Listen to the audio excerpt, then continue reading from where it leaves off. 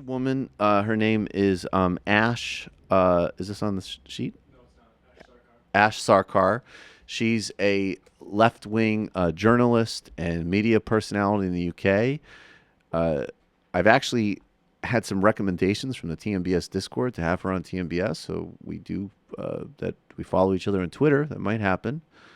I've known of her work. She does good work. I didn't know that she was going to make a wave by smacking around that smug, less than mediocre Trump shill prick, Piers Morgan. Here she is, and this is the quintessential concern troll about Trump. Why? First of all, I don't care. Even from a left critique perspective, yes. The critique, it has to be deeper than abolish ICE. There needs to be a structural wind down of the war on immigration. That's absolutely true. Conversely, I don't care if you weren't protesting Obama. I'm glad you're protesting today. Let's build off of that. That's from a left perspective. From a reactionary, disingenuous perspective, they use the same talking point to be like, why not Obama?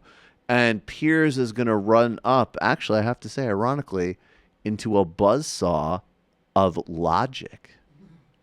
So where will you be marching in the next 2 days? I'll be marching in Westminster tomorrow alongside thousands of other people who found the policy of border separations unconscionable, who think that the sight of our elected Prime Minister holding Donald Trump's hand is an utter embarrassment. Did you find Obama deporting 3 million people unconscionable? You haven't split up many families. Yes, I did, and that's why. Where was your protest march against that when he came to the country? And that's why I also But if you feel so strongly about it, Ash, where was your protest march against Obama? In this country if you found that unconscionable too, where was the march? You do not have to go out and march against standards. everything in order to make a point about one thing. No, if you find them both unconscionable and it's the same issue, you have to march twice, don't you? I would actually encourage you to maybe check out some of the other work that I've done where I've been intensely... Tell you what I'd do, Ash, I'd go and check out some basic facts about your hero, Obama. He's not my hero. I'm a communist, you idiot.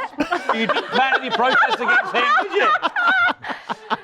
Zero protests against Obama. Jesus. You have every right to protest. Every right to protest. Just get it in perspective. There were none against Obama. There were none against Vladimir Putin. Why didn't you go out and march against Obama then if you're so keen manning to your protest against him? to make up for your own incompetence as a journalist? Sorry. You didn't hold Trump adequately to account when you interviewed him. Yes, I did. You didn't think that climate change was important enough to bring up. I held Trump asked very him well to to manage your account favourite on a number football of team. issues. It's embarrassing. Well, it may be and embarrassing. instead what you've done, But actually, is strawman your guest, what I put try words and be, in my mouth, what I try and be and with, you've deflected from the actual argument at hand. What I try and do is be fair about Trump. What you do And to no one is else. be relentlessly anti-Trump and relentlessly pro somebody like Obama. I'm not pro-Obama. I've been a critic of Obama. I'm a critic of the Democratic Party because I'm literally a communist. That's so good. So good. And look, Piers Morgan is an embarrassment, a hack, an asshole of exceedingly minimal talent, and his co-hosts really seem to not like him. I don't know what kind of P-tape he has that he even has this gig. That could be my only guess. But his whole brand, I mean, he obviously resents and hates the fact that he failed out of the United States, which we just like hand out TV shows like friggin' trinkets to any British person that comes over here. So Piers Morgan is strikingly untalented to not succeed here. Shout out James Corden. Yeah, shout out James Corden. And the bar is lol. The bar is LOL.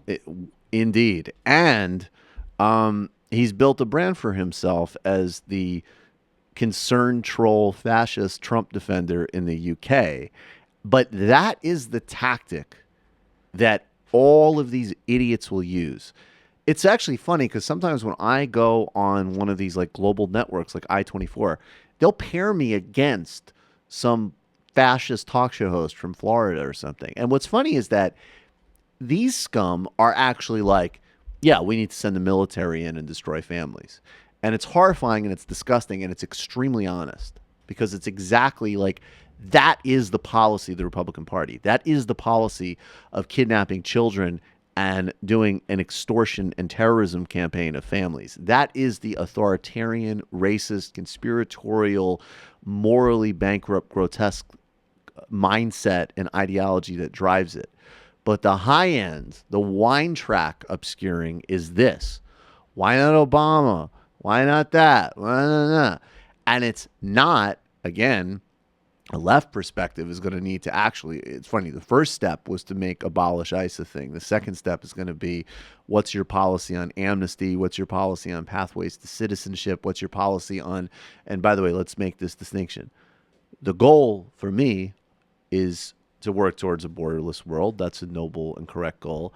The policy start is demilitarize the border. You can have a border that's not militarized. And that is a necessary and immediate policy step that I want to hear from 2018 candidates and from people who will defeat Trump in 2020. So he's doing the opposite. He's doing the right-wing obscuring and concerned trolling and word games to try to undermine the correct moral position that Ash is advocating for. And then she responded in the right way. You're an idiot. You're a fucking moron. And I'm out here actually trying to do something while you're just trying to lie, obscure, and waste everybody's time on TV. You're an idiot.